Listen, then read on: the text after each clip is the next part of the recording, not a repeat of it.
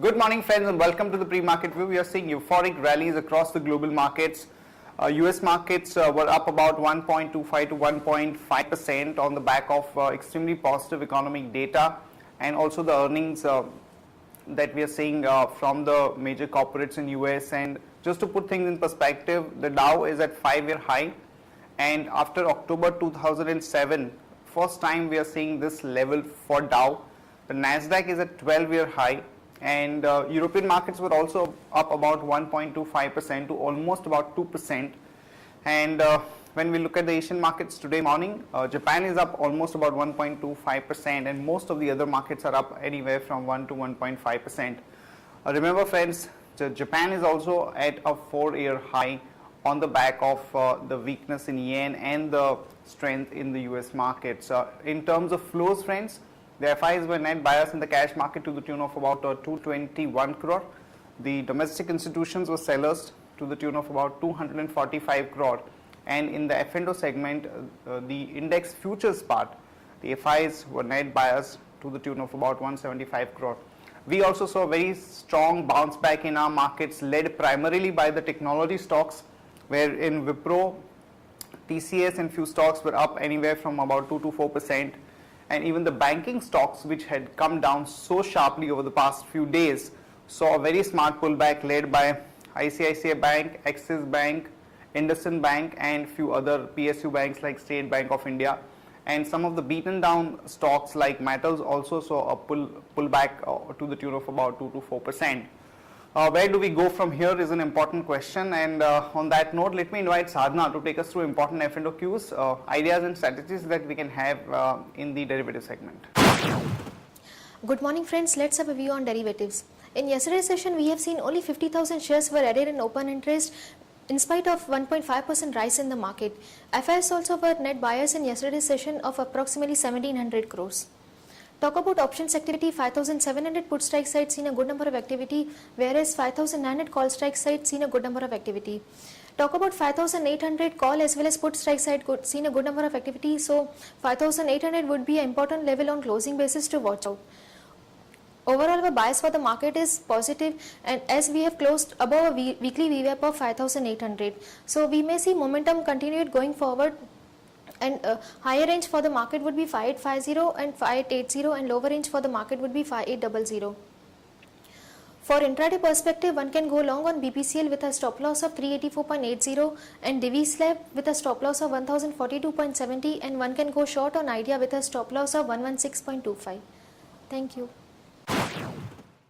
Here are the important news and events that we are tracking today. First of all, the parliamentary panel suggests that the National Housing Board should put some kind of a cap on the housing loan to have a better control on the interest rates on home loans. This is definitely at a discussion stage, but could be potentially sentimentally negative for some of the housing finance companies like HDFC Limited, GIC Housing Finance, Canfin Homes, so on and so forth. So one can expect some negative reaction in these housing finance companies in today's market.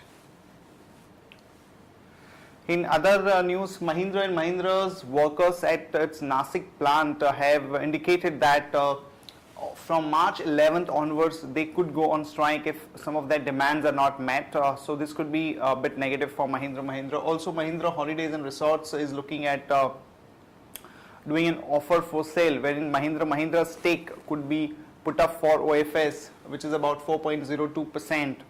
And EGOM is likely to meet today to decide the divestment for the RCF, which will fetch the government about 300 crores. In other news, there is some controversy around this Diageo and United Spirits deal, and since the lenders of Kingfisher Airlines have started the process of liquidating the assets that they are holding, and a part of these assets would be about 2% stake which has been given as collateral to State Bank of India. This could actually come up for sale either in the open market or could be sold to the large buyers at a premium. So there is some amount of controversy or uncertainty about this entire deal. So expect some negative reaction in United Spirits stock on the back of this development. In case of Ranbaxy, there are negative news as US FDA has disallowed one of its drugs, Lipitor, and this could have some negative implications for Ranbaxy stock, so one can go short on Ranbaxy in today's market. Oil India, some positive news as Director General of Hydrocarbon has approved the one of the oil blocks that was pending for a long time. So one can go long on Oil India with a stop loss of 534 and a target of about 561 to about 572. Reliance Industries has decided to partner Samsung for the rollout of its 4G plan, and this is definitely a big positive for Reliance Industries. One can go long with a stop loss of 809 and a target of about 851 to about 866. GMR has been selling some of its assets as a part of deleveraging exercise, and it's likely to sell more assets to actually bring down its debt to the tune of about 10,000 crore by the end of next financial year. So one can go long on GMR with a stop loss of 19 and a target of about 20 to about 20.5. Dish TV is looking out for divestment of stake in its Singapore subsidiary. So one can go long on Dish TV with a stop loss of 67.5 and a target of about 71.5 to about 72.5. Videocon is looking at divesting about 10% stake that it has in the Mozambique gas field, and the talks are on with ONGC and one more company. So one can go long on Videocon with a stop loss of 199 and a target of about 209 to about 214. That's it from all of us, friends. Have a nice trading session and see you tomorrow at the same time.